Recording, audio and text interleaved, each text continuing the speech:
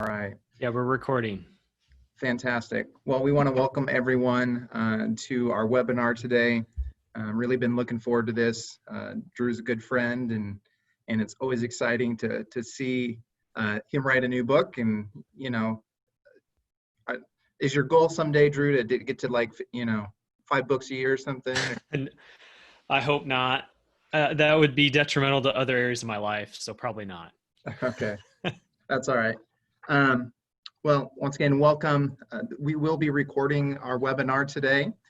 So if you would like to go back and rewatch it or recommend it to a friend or colleague, hopefully this will be a good resource available to you. So that we utilize our time real well today, just want to introduce our guest, Dr. Drew Moser. In his bio, he is the Dean of Student Engagement and Professor of Higher Education and Student Development at Taylor University. And prior to his current role, he's worked in career services and residence life, and he's the author of the Enneagram of Discernment, The Way of Vocation, Wisdom, and Practice, which releases soon here in August 4th. So Drew, it's great to have you, and looking forward to seeing how well the book does. Yeah, thanks, Kasey. It's good to be with you all, and appreciate the invitation, and hope we can have a good conversation here that can be helpful and encouraging to everyone. Fantastic. So to just kind of let everyone know about how we want to spend our time here, we'll probably go around 50 minutes, give or take. And we'll probably start out here at the beginning. Drew and I are going to have a little bit of a conversation, hearing a little bit about his own story and his own journey. And from there, we will have time for Q&A after about probably 25, 30 minutes.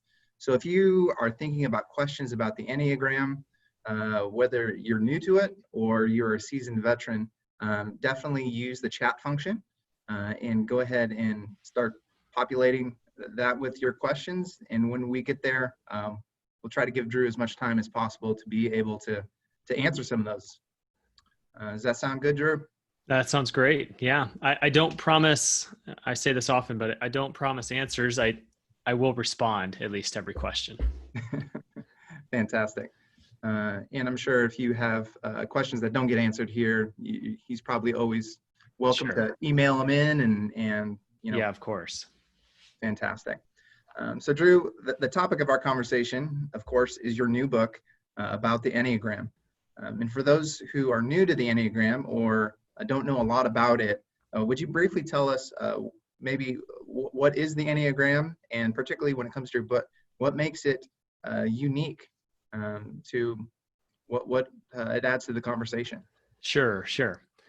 All right, so the Enneagram, it's probably, depending on how familiar you are with it, you're either excited to talk about it and are very enthusiastic about it, or you're confused because you keep hearing this name and seeing this symbol and are kind of annoyed that everyone's talking about it and you're not quite sure what it's all about, or somewhere in between, and all of that's fine for today's conversation. But very briefly, the Enneagram is a personality typing system. So it's similar in some very basic ways to other personality typing systems, such as Myers-Briggs or even StrengthsFinder, the Big Five, or maybe some of the others that you may be using. But what makes it different is the way in which it's kind of arranged and how this personality typing system works. So it includes 9 types of people around this circle with all these interconnected lines in between it. Each of these types have a number that's corresponded to one particular type. And then in addition, those types tend to have nicknames. And those nicknames can vary, they aren't definitive. But what really makes the Enneagram different compared to some of the other personality typing systems out there is that the Enneagram is really about core motivations. So it's not necessarily about behavior or even cognition, but it's really about what drives your behavior or what drives your thinking. So it's kind of a layer beneath some of the other typologies that are out there. So what that means then is that you can have 2 people who are acting the very same way. exhibiting the very same behaviors, but they could be, if they're from a different personality type on the Enneagram, they could be exhibiting that behavior from very different motivations. So that means it's hard for us to identify someone's type in other people. And so it's always best to kind of discover our own type. So we'll talk about that, especially as we work with students, how that process can work. But the Enneagram does give us an assessment of who we are at our best and at our worst. So it's both, I like to say it's both beautiful and it's also brutal, because it can expose some things in us that are really difficult and challenging, but also it can help us identify some of our gifts that we bring to the world. It's also really dynamic. So even once you discover your type, that's really, and we'll talk about this some more, I'm sure, but that's the beginning of the journey to discovering who you are. That's not the end, because there's a lot of opportunity for growth and development and even movement within the Enneagram system. So I could say a whole lot more about that, Kasey, but that's a brief introduction to what the Enneagram is. Fantastic. And so Drew, kind of connecting you into this picture, how did you first get involved with the Enneagram, and how has that journey progressed? Yeah, so I first encountered it about, I think 2008. I was living and working in Vancouver, British Columbia for a nonprofit, and our team went through a workshop with a trained facilitator of the Enneagram as a staff development exercise. So I entered it incredibly skeptical, kind of rolling my eyes and sighing, thinking that this is going to be a waste of time. Just another one of those things that's going to reduce me to a stereotype. And I walked out of there, out of that session thinking, oh, I learned some things about myself that I didn't expect. It really felt like this thing had been, and this is not true of everyone, but it really felt like this thing had been reading my mail for quite a while. And I typed as a type 3, dominant type 3, which is known as the achiever.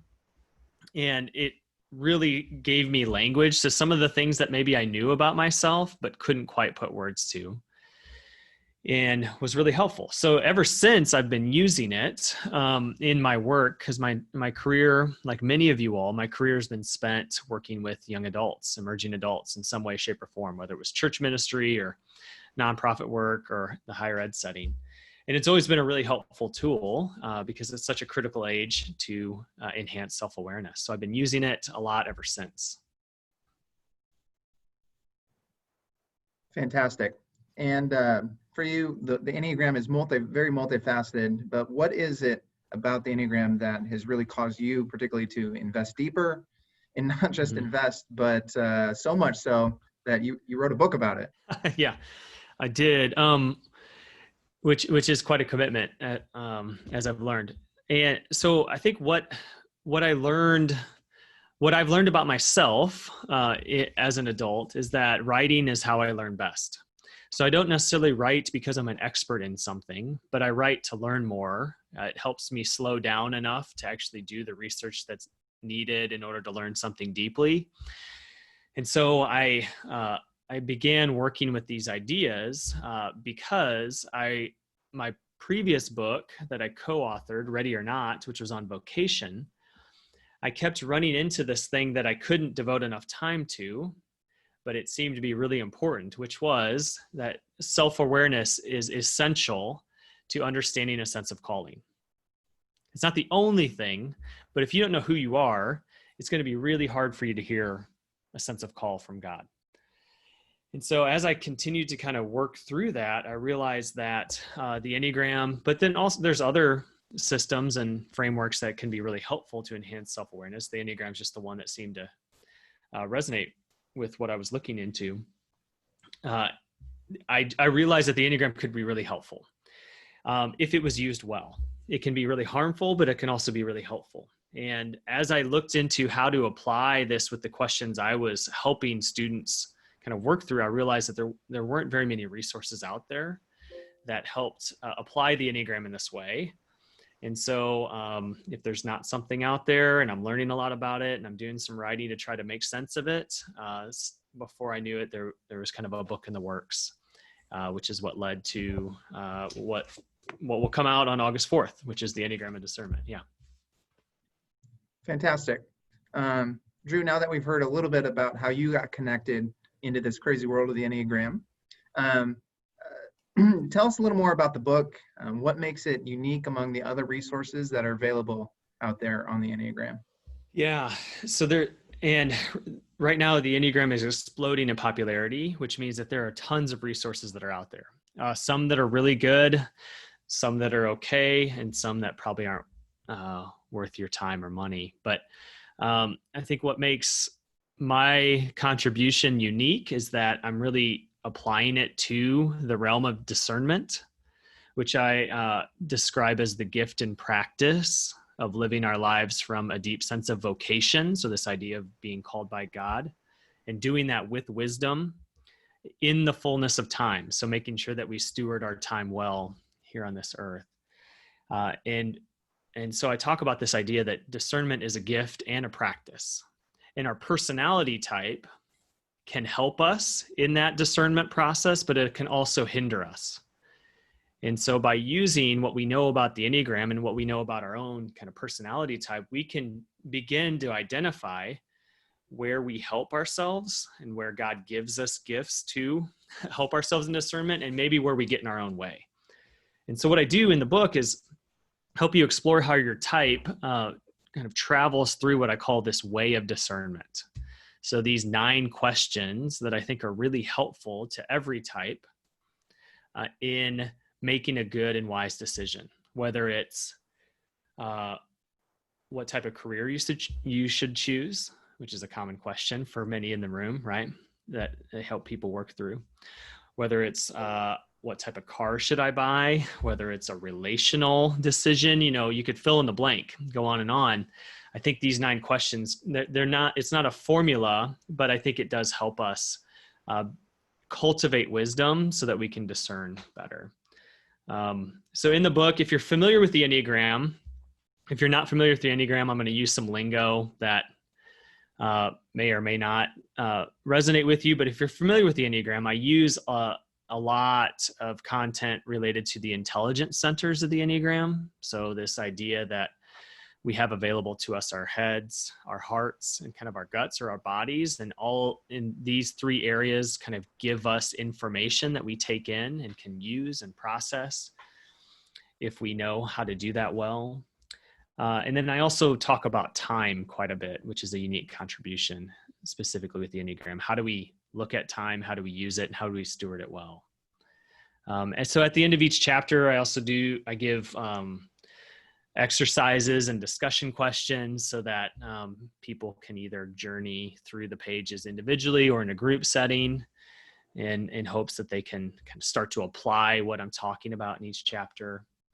And then, of course, since I work in higher ed, I'm pretty meticulous about sourcing. So if you're really interested and want to kind of dig into the gritty details of where I'm getting this stuff, there's plenty of sources that you can kind of track down and lose yourself in a rabbit hole here or there.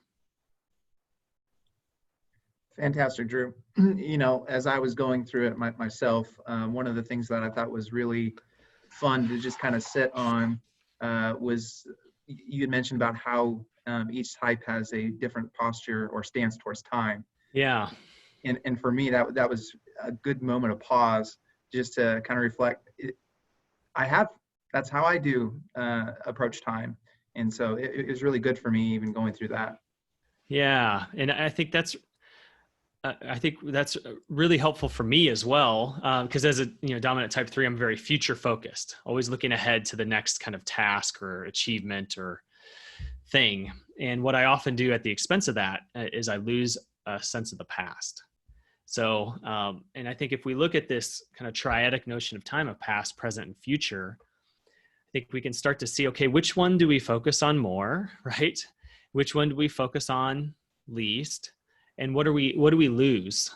What type of wisdom is lost when we don't bring in kind of this fullness of time and attend to all 3? Because for me, I've had to learn that the past is not just an ancient history, but it is a teacher, to me, that I need to learn from my own mistakes that I've made in the past. I need to take time to celebrate what has been accomplished as opposed to just kind of, okay, what's next? That sort of thing. And that's true for every type, just with a different emphasis on time. Yeah. Absolutely. I'm a type 3 as well. So yeah. So this. Yep. Yes. That's always lost in the future. You're right. Right. Fantastic. Well, Drew, as you kind of step back from the book and all the trees of sorts and look at the forest, what are maybe 2 or 3 major, very practical takeaways that you can give towards those that are seeking career discernment, and especially for a lot of us that are helping and walking beside those that are in that process of career discernment?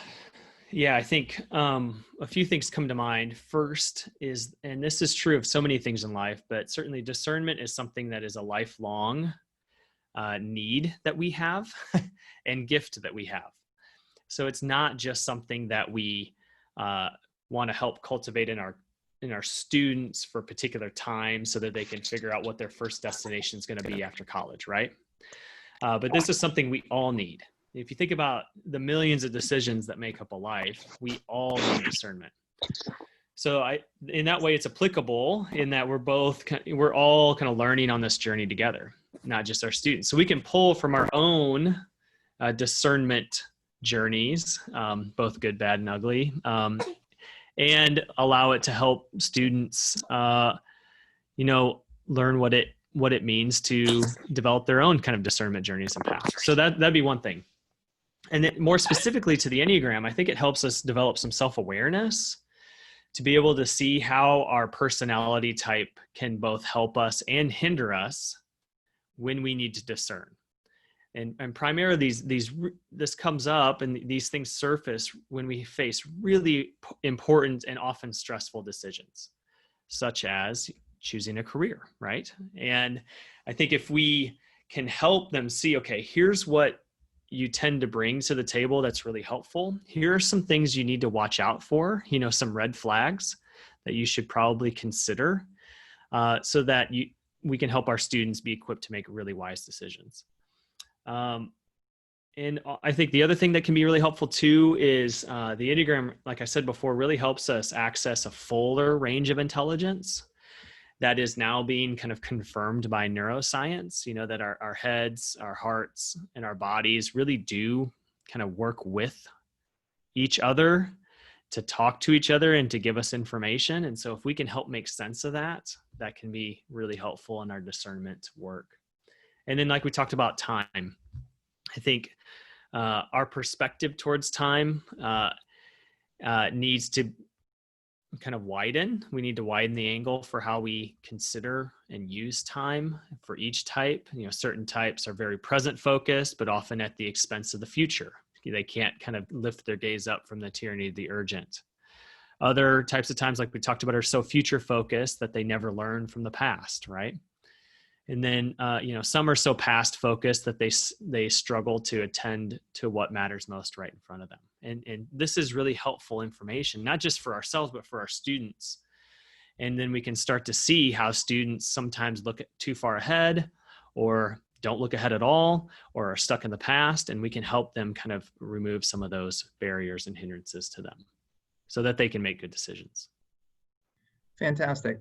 I can imagine, Drew, talking about the 3 centers of intelligences that in working with individuals and talking this through with them, there's a lot of us that we're very familiar with more of cognitive processes, right, as we're thinking about decision making. But when you start going into like the gut and the heart, you run into situations where that's been kind of a breakthrough for people to realize that there's something there. Yeah, and we're starting to see some resourcing that is helping us maybe make a little more sense of this. So we've always known about IQ, right? And in many ways, our educational systems are built off of promoting IQ. And we've more recently started to really appreciate and value EQ, emotional intelligence, which is really in kind of the heart center of our beings. And then what we're also learning, tragically in many ways through trauma, like the books like The Body Keeps the Score and being a more trauma-informed professional, is that we have body intelligence, what we could maybe call, or gut intelligence. And we can all think about times in our life when we knew something in our gut before we really knew, right? And that's also important intelligence for us to listen to and to integrate into making wise decisions. Fantastic. Well, here we're just about to jump into Q&A time. So if you have any questions, particularly for Drew, please go ahead and write those in the chat box, and he'll have time to address those. But as we kind of kick off this time, I'll go ahead and start with my own. Early in the book, as I was reading, you described there's this battle that I think a lot of young adults really do struggle with, and probably many of us can probably relate to our own journeys. Sure. That this battle kind of between persona and self, or authentic self. And you go on to say that the three of the largest reasons that such confusion, there's such confusion and maybe a struggle to gain clarity is, one, that we lie to ourselves, often for very understandable reasons. Two, we are overwhelmed, which inhibits our ability to live with congruence. And then three, that we've neglected our capacity to listen well, choosing to listen to the wrong voices. And I think you really have hit that on the head pretty well. My question for you is, how do tools, particularly the Enneagram, help us as humans who really, we live inside our own skin. So sometimes it's hard to get a grasp of that. How do we make breakthroughs using such tools as the Enneagram? Yeah, that's a great question. Because it's really important, especially in this kind of Enneagram obsessed culture we're in. I think it can be very easy to look at the meme accounts or the listicles of, the preferred smoothies for each type or those sorts of things, and then realize that that our Enneagram type is who we are. When in fact, it may show us some aspects of who we are, but just as much, it shows us who we're not. And what it does is it helps us understand that this idea of a persona, which really derives from the idea of a theatrical mask, is the mask that we have developed and chosen to wear in our world in order to thrive, survive, and cope in some good ways and some unhealthy ways, right? This is what personality is. And so by raising our self-awareness of how our personality does help and hinder us, we can begin to see the ways in which we maybe trick ourselves or lie to ourselves over and over again. So one of the things I do in the book is, for each personality type, I have a settling statement where I talk about, here's what each type truly wants in life, kind of this core want or desire or motivation, and how they go about settling for it because they don't think it can happen if they don't try to manufacture it. So an example for those of us who are threes, like we desperately want value or worth. That's what is really driving the type 3. Now, when we question whether or not we are valuable or worthy, our response is to go manufacture it through achievement and productivity. And because we're afraid that if we don't go and manufacture it, then we aren't worthy. So we're trying to prove ourselves at every turn. There's a similar kind of want but subtle kind of tragedy for each type, which is, and really along the way, the reason we settle is because we listen to this inner critic that really isn't the Holy Spirit, right? That is telling us, for instance, for threes, you're not valuable or you're not worthy unless you do this. And so I think by raising our self-awareness through things like the Enneagram, it doesn't have to be the Enneagram, it allows us to slow down and be less impulsive to go kind of continue in these default patterns that may work for us to a certain degree, but they are a mask, they are a persona. And maybe the goal is to root our identity, not just in our personality, but in something much deeper, right? And much more profound and true, which I would argue would be an identity in Christ, right? And so that's what I talk about in the book, because I think that's what the Enneagram really holds for us. Is not that it just helps us better understand kind of quick labels that we can place upon everyone so that we can sort everyone out, like some sort of Harry Potter kind of sorting episode, but that we can truly understand ourselves better and have empathy for others and raise that empathy for others. Fantastic. I see Amanda here asked the question, basically that there's resources out there with the Enneagram that would say, hey, look backwards to earlier parts of your life, whether that's your teens, early 20s, and use that as kind of a confirmation or a way to nail down whether this type truly is your type. Is that a good way to go about it? And maybe what are some ways to help students kind of nail down what their type is? Yeah, I think that's a great question. There's a lot of schools of thought as to how you go about typing. Some really believe in tests. Others really believe in, learning through oral teaching. Others really believe in books. And what I've done is I'm going to send this via email to everyone who's registered for this, but I have a resource packet for using the Enneagram in educational settings. And in that, I have some tips for typing that can help either you discover your type, or if you have students that are struggling to discover their personality type, these are some things that you can point to. And so I recommend a few tests there if you want to do the test thing. Generally speaking, I do think there's some wisdom in looking at who you were when you were in your mid-20s, because you're a little less maybe polished or filtered in your personality. It's a little more raw. Now with some caveats too, unless your 20s were super traumatic or, painful or tragic, that can change things. But I do think that can be helpful. Another tip that I found helpful too is when you read or hear descriptions of all the 9 types, and one seems like, hey, you're kind of picking on that one type more than the others, or that type kind of angers you or that description of type angers you or frustrates you more than the others, there's a good chance that might be your type. Because it's probably not, the teacher or author probably isn't being unfair, but it just resonates with you at that maybe deeper level. Oh, you're muted, Kasey. Oh, there we go. Fantastic. Susan asked for resources, so that'll hopefully be a good place to start. For that. And kind of her question, it seems, would be around, Drew, can you talk to us about how a tool like the Enneagram can really be used for building that confidence and resilience into our students, not only probably as a student leaders, but as they go out into the world? Yeah, I think that can happen in a few ways. So I like to talk about type as the trailhead. So once we can help students have the resources they need to discover their type, that's when the real work begins. Because that's when you start to see all the ways in which you have settled, or all the ways in which you are trying to compensate or manufacture worth or value or love.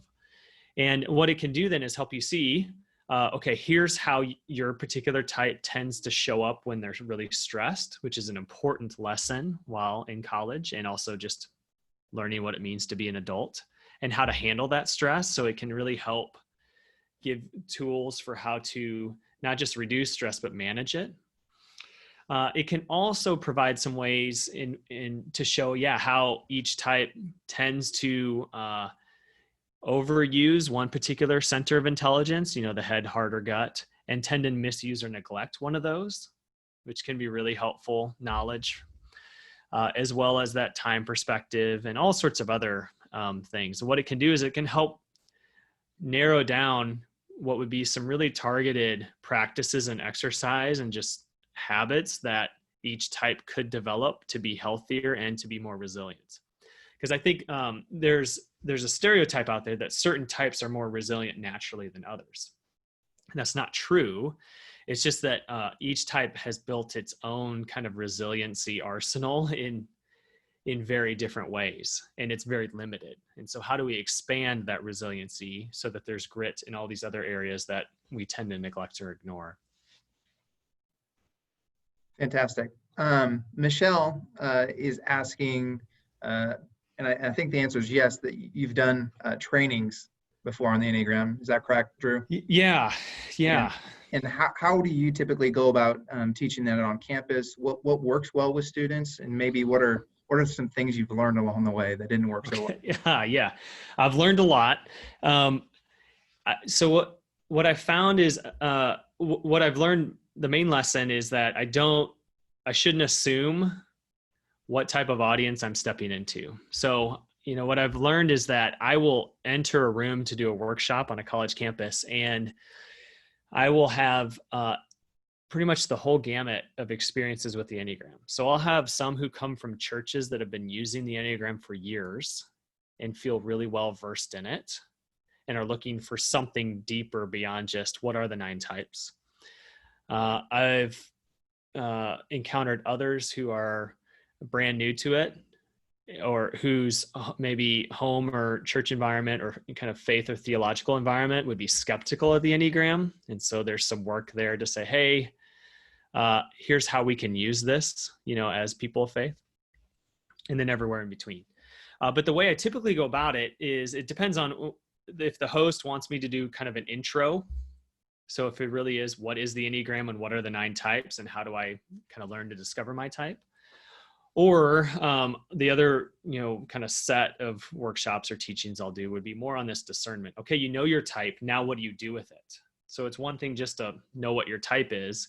Let's get beneath kind of the stereotyping use of the Enneagram, or even the weaponizing use of the Enneagram, to say, hey, that's such a 3 thing to do, or man, you're such a 3, those sorts of things. How do we get beneath it so that we can it can actually be a part of our growth and development, as people. And so I do a number of things that way as well. And then the other thing that I do is similar to this, but it's in a more formal kind of presentation environment where I'll train professionals in how to use the Enneagram effectively and not harmfully on their campus. Because most campuses now have their Enneagram person, right? That is kind of tasked with, or at least has really advocated for its usage. And so how do we then do the Enneagram well on a college campus? It's easier said than done. And I'm sure others can attest to that in the room here. Fantastic. I think Jonathan asked a really good question, and thinking it down to the nuts and bolts of its usefulness. How can the Enneagram be used to connect to career potential or potential career areas for students? So we've got like Holland's hexagram with the codes that sometimes try to connect to certain career fields as being a potential better fit. Can the Enneagram be used in that similar way? Yes and no. So one of the things that I have in this resource packet that I'm going to send out are some pitfalls to avoid. And one of my kind of pet peeves with using the Enneagram is assigning type to a career. So the example would be that all 4s need to be in the arts, right? Or if you're a 5, you should be an engineer, or some of these things. And the reason that I think that's a pet peeve is because, first of all, there's vast diversity even within the 9 types. Like a good way to look at it would be if you go, to your hardware store to buy some paint, and you decide, I want blue. I want to paint my living room blue. You suddenly look, how many different shades of blue are at your local Lowe's or Home Depot, right? Probably at least 100, right? And so it's similar with type. Not all 3s are the same. So Kasey, you and I are not the same. We share some kind of common motivations and maybe some common kind of tendencies, but we're very different, right? And so if we start to do this one-to-one connection between personality type and industry, what then happens is that we end up with teams that are made up of people who are all the same and not diverse. So I think the Enneagram is more helpful to say, hey, here's the type of industry that you want to go into. That's great. Here's what your personality, what you're bringing with you can bring in terms of gifts. And here are some things you need to be mindful of that could be challenges for you. So I think what it does is it can help you be more be more flourishing and thriving in any particular career. Because I could name any industry or career setting, and I think any of the 9 types could do well in that. And I would argue are needed in that, because the same would be true of higher education, right? We don't have all, really, we may think of a college campus as kind of a 5-like investigator, dive deeply, kind of hole up in your cave and study up on things, right? That's fine. There is a lot of that could be done on a college campus, but we need more than that, right? We need all the 9 types and what they bring to a college campus to survive, especially now with all the challenges we're facing. And the same is true of every career. Yeah, one of the things that I've always done, didn't matter whether it's Myers-Briggs or DISC or Enneagram, you always have to be a little bit careful about how much you extrapolate Yes, the resource. I totally agree.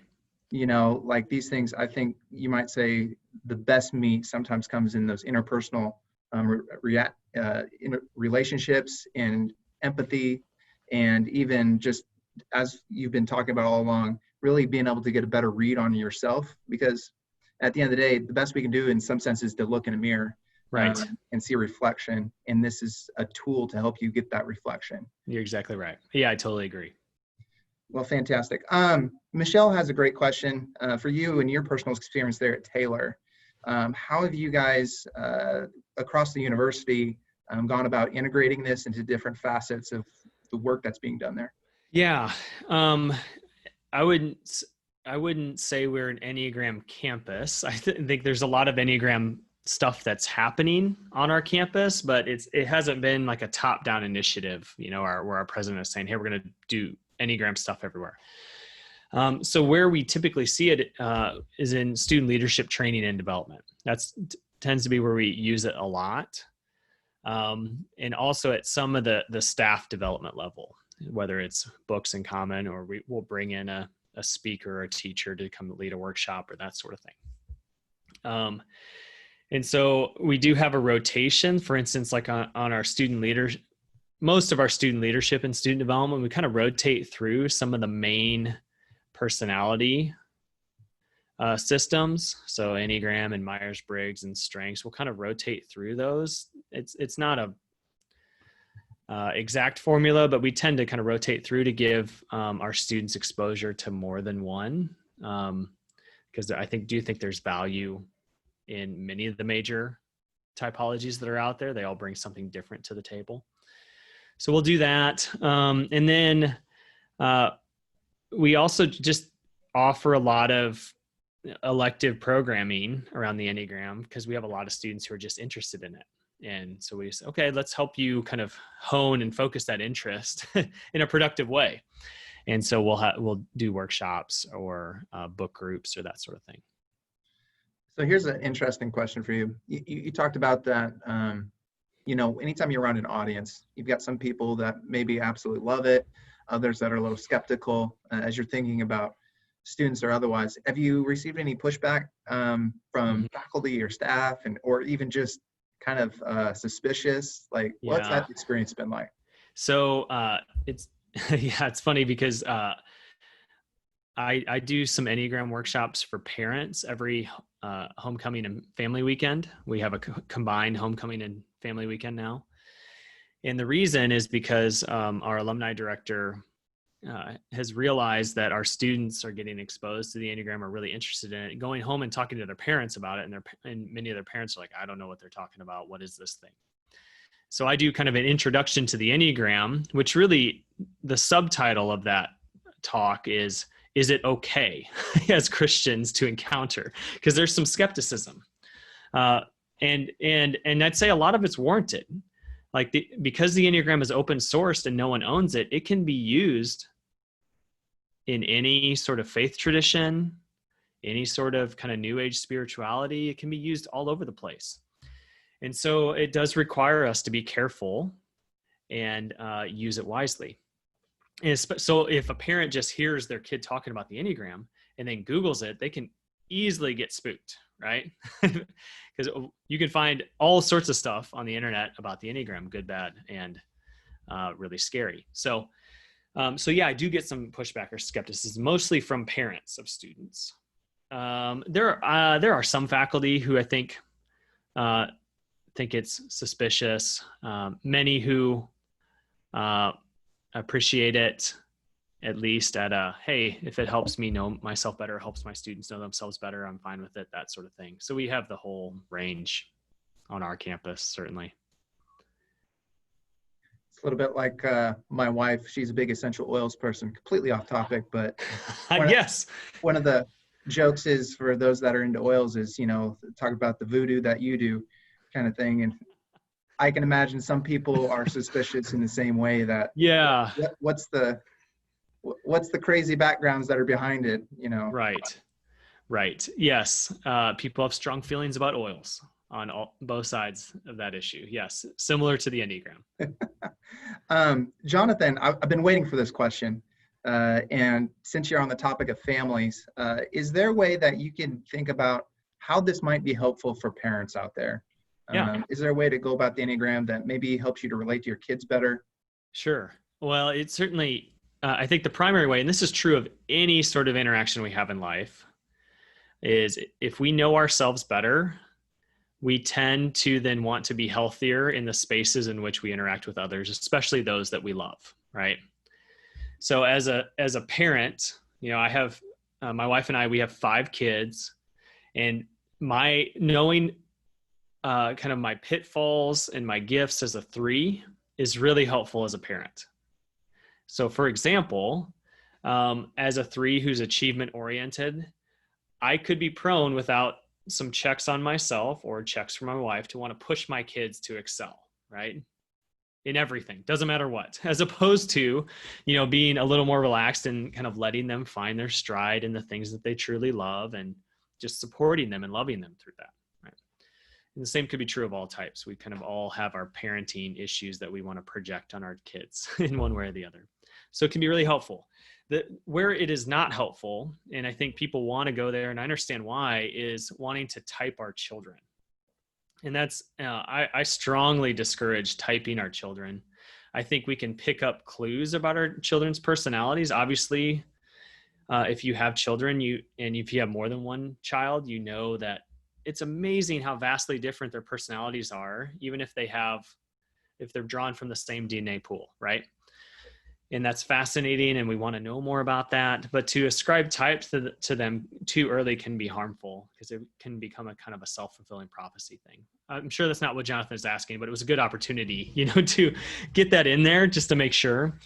Try not to type your children, but you can start to pick up on some personality clues, because they're developing their personality as, every day. And so what we don't want to do is force something externally on them that can really hinder their development. Yeah, as you've said several times throughout the webinar here, that there's healthy and unhealthy ways to use any tool, right? That's exactly right. And yes. So kind of one last question here, unless someone has another one.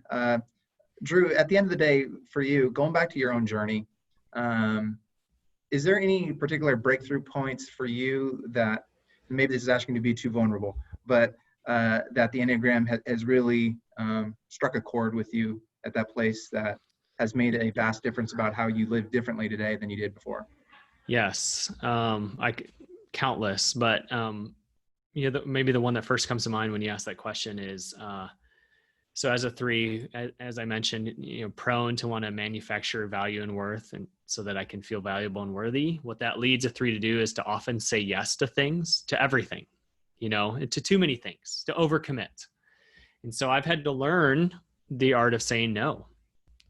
And to a type 3, a no can feel like a failure. Just saying no feels like failure, even though it's not, right?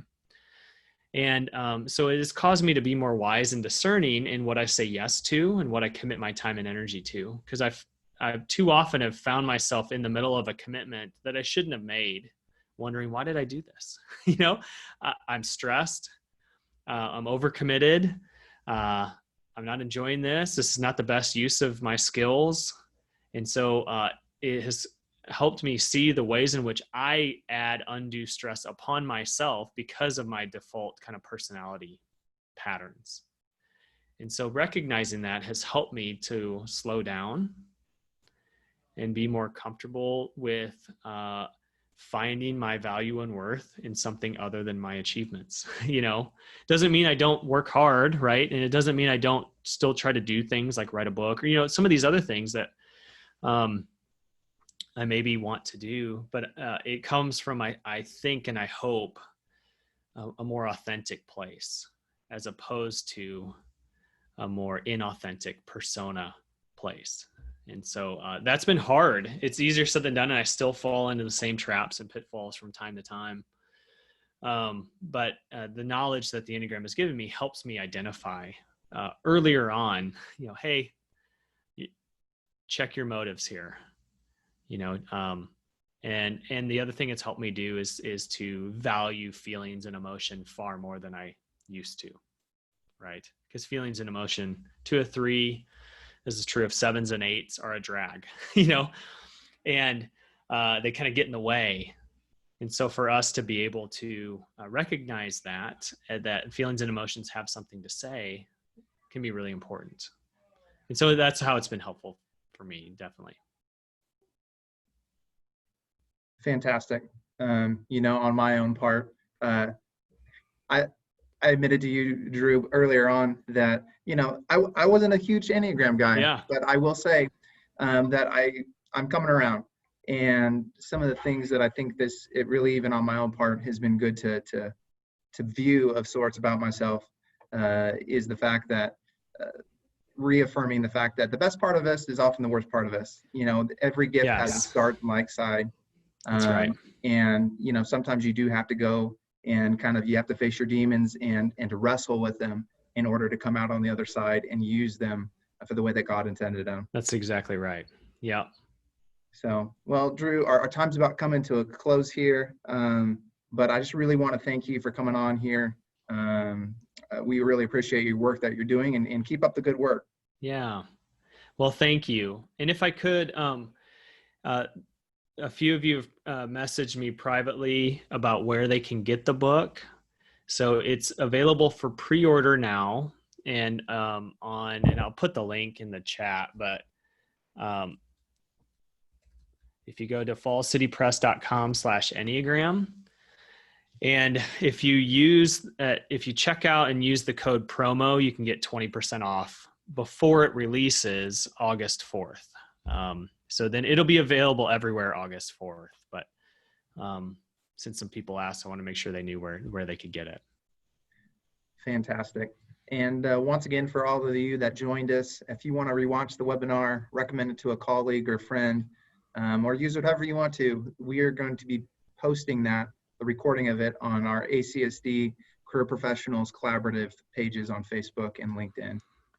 Just want to thank everyone for joining us, and please let us know what kind of resources that would be helpful for you as we continue our work as career professionals, as really professionals that are developing students to glorify God out in the world. Yeah. Amen. Amen. All right.